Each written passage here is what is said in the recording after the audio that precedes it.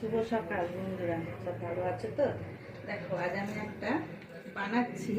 ঘরে একটু বেগুন ছিল, উচ্ছে ছিল, আর আলু দিয়ে বেগুনের শুক্তো। আর যে বেগুন এরকম করে লম্বা লম্বা করে কেটেছি, যে আলু লম্বা এরকম করে কেটেছি, আর এই যে উচ্ছে, আর একটু বড়ি ভেজে তুলে রেখেছি। আর এতে মশলা দেবো কিচ্ছু না, এই যে দেখো, সামান্য সাদা তিল, কালো সর্ষে আর একটু আদা, এটা বাটবো।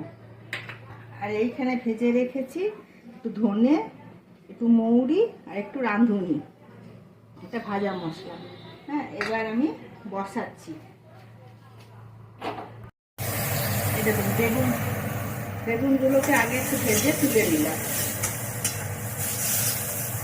একটু 5 ফোড়ন দিলাম।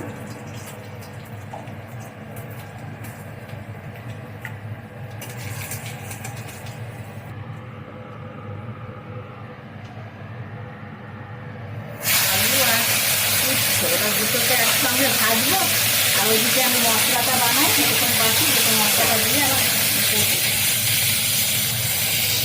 আগে বেগুনগুলোটা ভেজে তুলে নিলাম।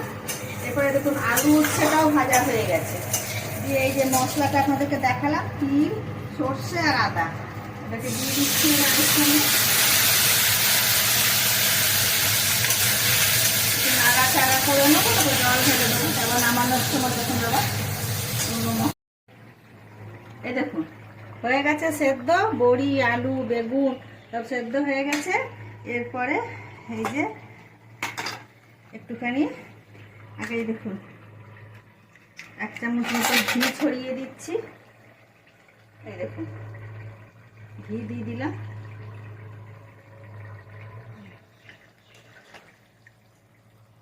এরপরে এই যে ভাজা মশলাটা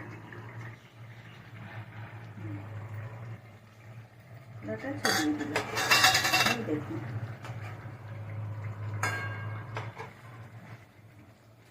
এরপরে আপনারা যদি মিষ্টি খান তাহলে একটু মিষ্টি দেবেন, না খেলে দেবেন না। আমি তো মিষ্টি খাই, আমি একটু মিষ্টি দেবো। তবে এত সুন্দর গন্ধটা বেরিয়ে বেগুনের শুক্তো।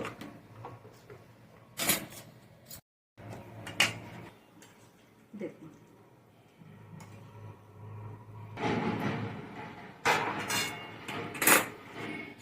এই দেখুন, এটা ভাতের সঙ্গে দুপুরবেলায় খেয়ে দেখবেন বেগুনের শুক্তো কেমন লাগছে। আমার তো খুব ভালো লাগছে, কারণ গন্ধটাই খুব সুন্দর বেরিয়েছে। ঠিক, রাখি, আপনারা বানাবেন, খাবেন।